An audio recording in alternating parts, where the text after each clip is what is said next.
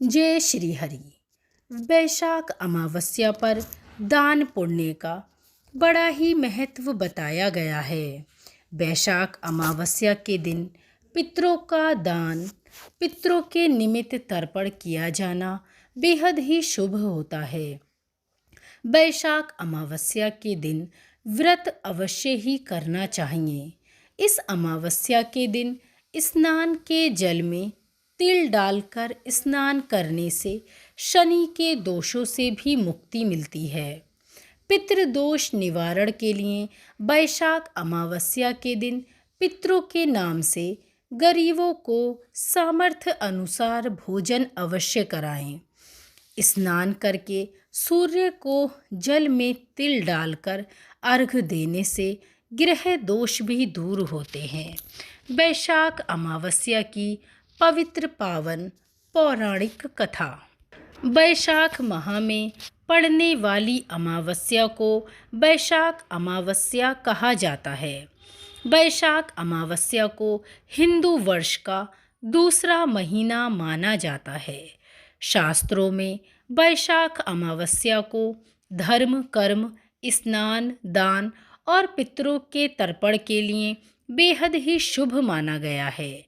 यह पितरों को मोक्ष दिलाने वाली तिथि है। बहुत समय पहले की बात है। धर्मवर्ण नाम के एक ब्राह्मण थे। वह ब्राह्मण बेहद ही धार्मिक प्रवृत्ति के थे। वे हमेशा व्रत उपवास करते रहते एवं ऋषि मुनियों का आदर करते थे और उनसे ज्ञान भी ग्रहण करते थे। एक बार उन्होंने किसी महात्मा के मुख से सुना कि कलयुग में भगवान विष्णु के नाम के स्मरण से ज़्यादा पुण्य किसी भी कार्य में नहीं है। अन्य युगों में जो पुण्य धर्म कर्म करने से प्राप्त होता था और यज्ञ करने से प्राप्त होता था, उससे कहीं अधिक पुण्य फल इस घोर कलयुग में भगवान के नाम के सुमिरन मात्र करने से ही मिल जाता है। धर्मवर्ण ने इस बात को आत्मसात कर लिया और सांसारिक जीवन छोड़कर संन्यास लेकर वह भ्रमण करने लगे। एक दिन घूमते घूमते वह पितृलोक में जा पहुँचे। वहाँ उन्होंने देखा कि उनके पितर बहुत ही कष्टों में हैं और वे बहुत ही यातना भोग रहे हैं। पितरों ने ब्राह्मण को बताया कि उनकी ऐसी हालत तुम्हारे संन्यास के कारण ही हुई है, क्योंकि अब उनके लिए पिंडदान करने वाला कोई भी शेष नहीं है।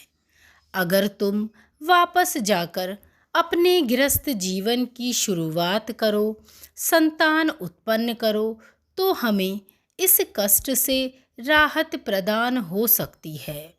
इसके साथ ही उन्होंने ये भी बताया कि वैशाख अमावस्या के दिन विधि विधान से पिंडदान करो। पितरों की बात सुनने के बाद धर्मवर्ण ने उन्हें वचन दिया कि वह उनकी अपेक्षाओं को अवश्य ही पूर्ण करेंगे। इसके बाद धर्मवर्ण ने अपना सन्यासी जीवन छोड़ दिया और पुनः सांसारिक जीवन को एक बार फिर से अपना लिया और फिर वैशाख अमावस्या की तिथि को विधि विधान से पिंडदान भी किया और अपने पितरों को मुक्ति दिलाई और नरक की उन यातनाओं से बचाया जो यातनाएं उनके पितर अब तक झेल रहे थे। तो इस प्रकार पितरों के तर्पण आदि के लिए वैशाख अमावस्या का विशेष महात्म्य बताया गया है।